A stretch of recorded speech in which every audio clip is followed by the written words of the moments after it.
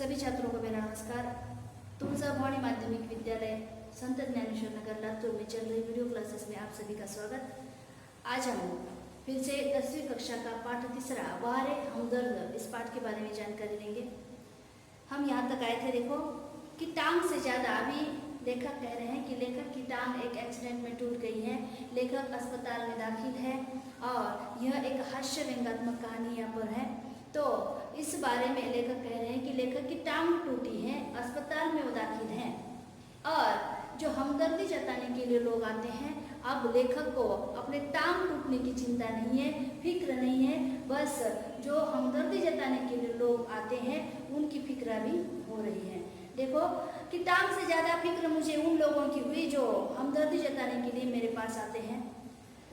ये मिलने जुलने वाले कई बार इतने अधिक मात्रा में आते हैं, इतने अधिक लोग आते हैं कि मरीज का आराम हराम बन जाता है। लेखक का कहना है कि हमदर्दी जताने के लिए अस्पताल में जो लोग आते हैं इतने अधिक आते हैं कि इन लोगों की फिक्र मुझे अब हो रही है, चिंता मुझे अब हो रही है। तो इतने अधिक लोग आते हैं और अधिक मात्रा से अधिक लोग आने के कारण वहाँ पर मरीज का आराम करना तो दूर की बात है, लेकिन लेखक का कहना है कि मरीज का आराम हराम बन जाता है। जिसकी मरीज को खास जरूरत होती है और जिसकी खास जरूरत मरीज को होती है कि अस्पताल में सिर्फ आराम करना होता है, अस्पताल में बाकी कोई काम नहीं होता, जो आराम करने के लिए अस्पताल में दाखिल किया जाता है और डॉक्टर लोग, नर्स लोग उनकी सेवा में रहते हैं, तो बस उन्हें यहाँ वहाँ पर आराम की ज़रूरत है। वही आराम उन्हें नहीं मिलता। जो हमदर्दी जताने वाले लोग आते हैं, बार बार आते हैं, उनसे जो परेशानियाँ लेखक को हो रही है यहाँ पर लेखक बता रहे हैं। जनरल वार्ड का तो एक नियम होता है कि आप मरीज को एक निश्चित समय पर आकर ही तकलीफ दे सकते हैं, किंतु प्राइवेट वार्ड में तो यह खुला निमंत्रण है कि हे मेरे परिचितों, रिश्तेदारों, मित्रों, आओ, जब भी चाहे आओ या जब चाहे आओ, चाहे जितनी देर रुको, समय का कोई बंधन नहीं।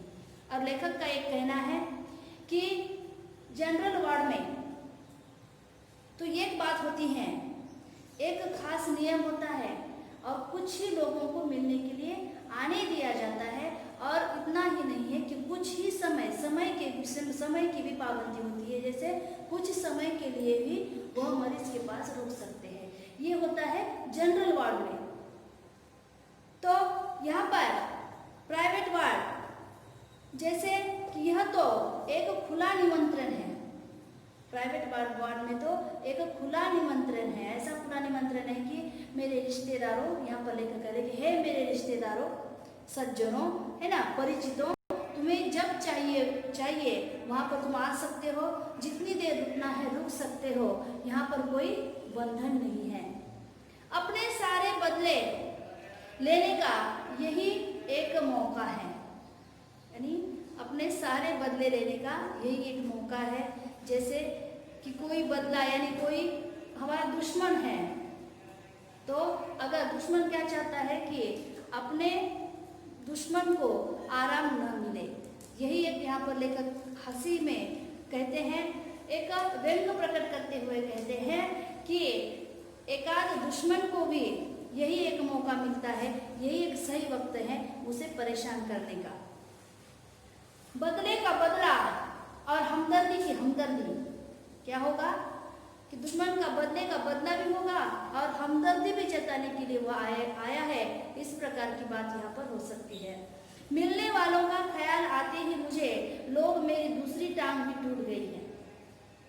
जैसे मिलने के लिए जो लोग आ रहे हैं तो ऐसा लग रहा है कि मानो मेरी दूसरी टांग भी टूट गई है, ऐसा लेखक को लग रहा है। मुझसे मिलने के लिए सबसे पहले वे लोग आए जिनकी टांग या कुछ और टूटने पर मैं कभी उनसे मिलने गया था। मानो वे इसी दिन का इंतजार कर रहे थे कि कब मेरी टांग टूटे। लेखक यहाँ पर फिर व्यंग प्रकट करते हुए कहते हैं कि लेखक का कहना है कि मुझे मिलने के लिए पहले तो कौन से लोग आए, जिनकी टांग टूटने पर या हाथ टूटने पर पहले उन्हें मैं देखने के लिए गया था, और वही लोग अभी पहली बार मुझे मिलने आए हैं। तो ऐसा प्रतीत होता है, ऐसा लगता है कि मानो ये मेरी टांग टूटने का ही इंतजार कर रहे थे। और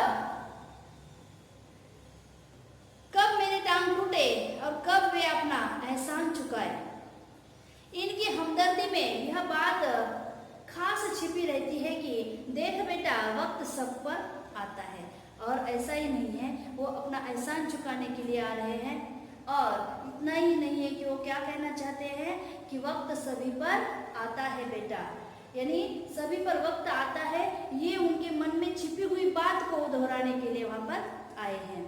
दर्द के मारे एक तो मरीज को वैसे ही नींद नहीं आती, जैसे कि हम देखते हैं कि हमें कोई दर्द होता है, कोई तकलीफ होती है जो घर में हम उसे नहीं निपटा सकते, तभी हम अस्पताल में दाखिल होते हैं। तो अस्पताल में दाखिल होते ही हमें जो इलाज हम पर चलता है, तो उसी समय वो हमें जो कुछ दर्द हो रहा है वो दर्द ज़्यादा दिन ब दिन बढ़ता है। तो दर्द के मारे वहाँ पर लेखक तकलीफ में है।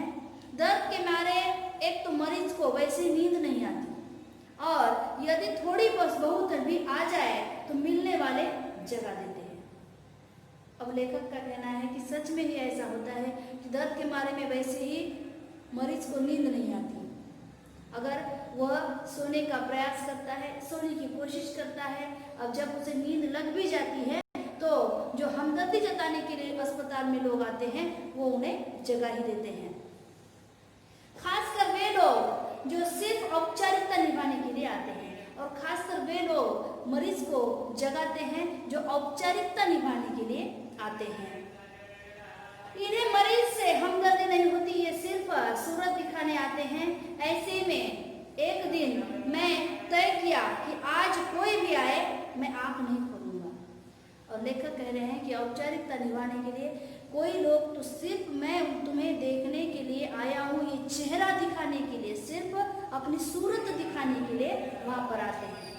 लेकिन आज लेखक कह रहे कि मैंने आज तय कर लिया है कि आज कोई भी आए तो मैं नींद से नहीं उठूंगा, मैं जागूंगा नहीं, कि मैंने आज तय कर लिया है कि कोई भी आए मैं आँख नहीं खोलूंगा, चुपचाप पड़ा रहूंगा। ऑफिस के बड़े बाबू आए और मुझे सोया जानकर वापस जाने की बजाय वे सोचने लगे कि यदि मैं इन्हें नहीं देखा तो कैसे पता चलेगा कि मैं उन्हें मिलने आया था।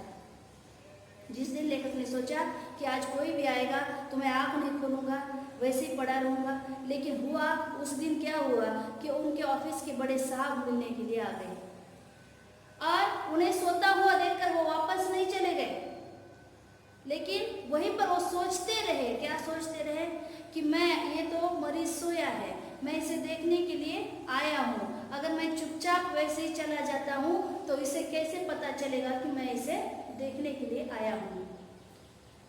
अतः उन्होंने मुझे धीरे धीरे हिलाना शुरू किया। और उन्होंने क्या किया, बड़े साहब ने लेखक को धीरे धीरे हिलाना शुरू किया, उठाना शुरू किया।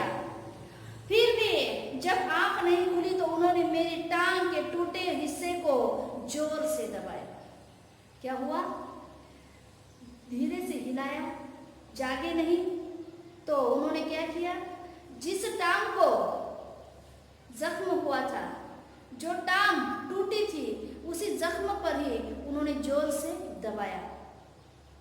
मैंने दर्द के मारे कुछ चीखते हुए जब आंख खोली तो वे मुस्कुराते हुए बोले, कहिए अब दर्द कैसा है, कैसा होगा, है ना।